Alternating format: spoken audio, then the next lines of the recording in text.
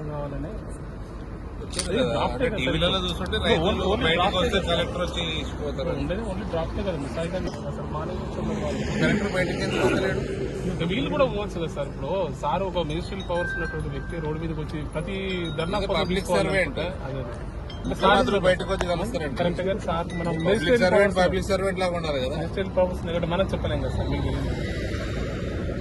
వచ్చి మాట్లాడు. ఆయన ప్రొటెక్షన్ ఏంటి? నమ్మస చేసే ఆయన ప్రొటెక్షన్ భయపడుతుందా?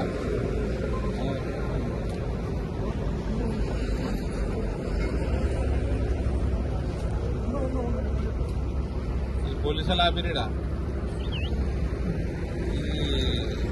రామారెడ్డి పోయేటట్టు లేదు.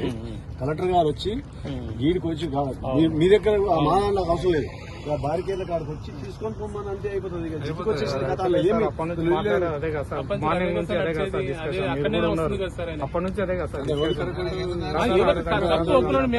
అందుకే మేము ఏం చేస్తాం మరి చెప్తాం. అంతేగా కూర్చుంది మనం కూడా ఏం చేయాలా?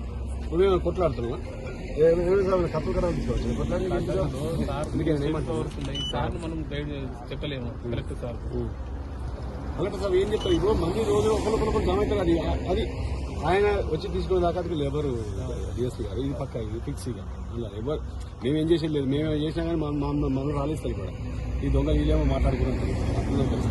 20 మంది పోదామంటే కూడా తప్పట్టున్నాడు. మేము ఖాళీ చేసి లోపలికి పోతే వీరెందుకు పోతారు మేము రావద్దా అంటున్నారు. ఎస్పీ గారికి సంజాయిస్తానికి పోతే అట్లా అంటున్నారు. రైతులు ఎట్లుంటుంది ఆవేశం ఉంటుంది. ఏం కాదు.